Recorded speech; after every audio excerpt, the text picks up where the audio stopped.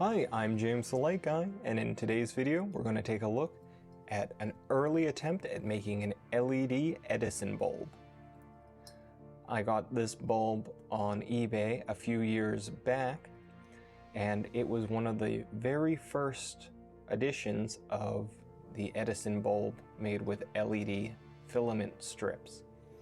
This is a non-dimmable variant, and although the listing has long since been removed, I will put a link to a similar listing down in the description below. I really don't recommend that you get them, but this is going to be a very educational episode or video. Now, if we look down inside here, let me see if I can zoom in a bit. Down here in the base, or the screw there's a small circuit board with a number of components on there. It looks like a few resistors and small capacitor perhaps, and looks like some sort of diode bridge right there, or rectifier. Not a whole lot going on down there. It does have a standard E27 screw socket with the leads just soldered onto the outside like a normal bulb. A real glass bell. This is, I believe, an ST46, I believe is the bulb style. I'll have to double check it and leave it in the description below if I was wrong. And we have 6 1-watt LED filaments. Similar to the filament that we saw in the previous high-quality Edison bulb, there are a number of micro LEDs or mini LEDs in series along each of these strips, and all of these strips are run in parallel. So, according to the listing, this was originally a 6-watt LED, non-dimmable. We've got our meter here plugged in the back. We can see that we are at a 59.9 Hertz signal here on our AC power, and we're just going to screw this into the socket.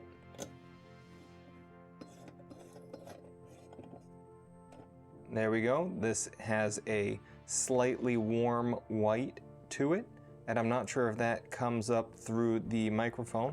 Let me bring this a bit closer.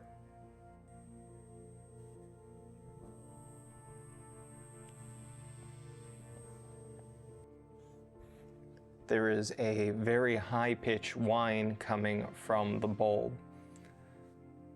Now, it's a bit difficult to see, so I'm going to move this off to the side, and we're going to cycle through our options here. We can see our power factor is a 0.21.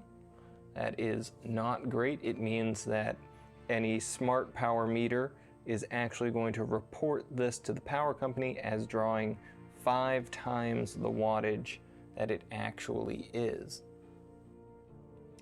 We can see that we're on a 122.6 volt circuit, and we are currently drawing 5.8 watts. We're just going to round that up to 6 for the sake of argument. Those are supposed to be 1-watt filaments.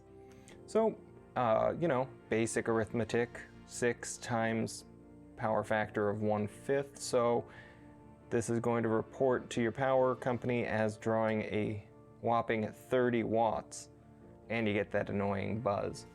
Let's hit the next, ignore that.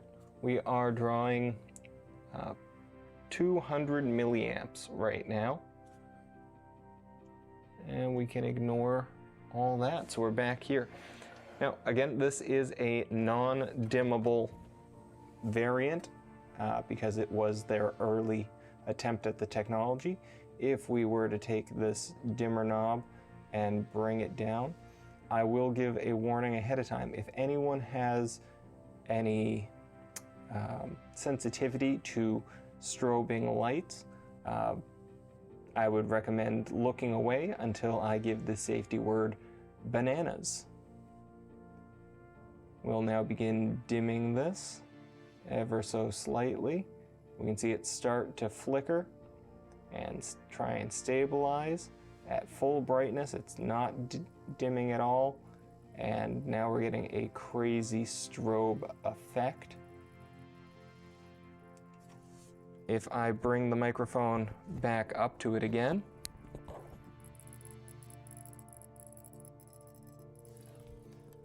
you can hear a clicking like a Geiger counter, and it just gets worse as we bring it down even lower.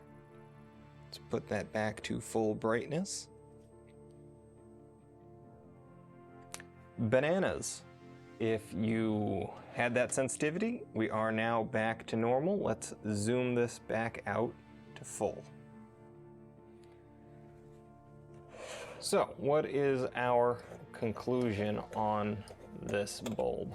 Well, as I said in the beginning, the technology has improved significantly. I'm going to put a link to a similar listing in the description below, but do not buy this. Do not encourage companies to produce more of these. They are just awful.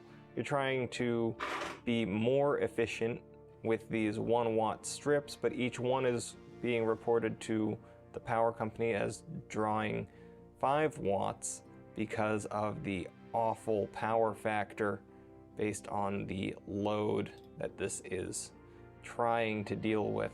It's a very poor attempt, but you know, first attempts often are.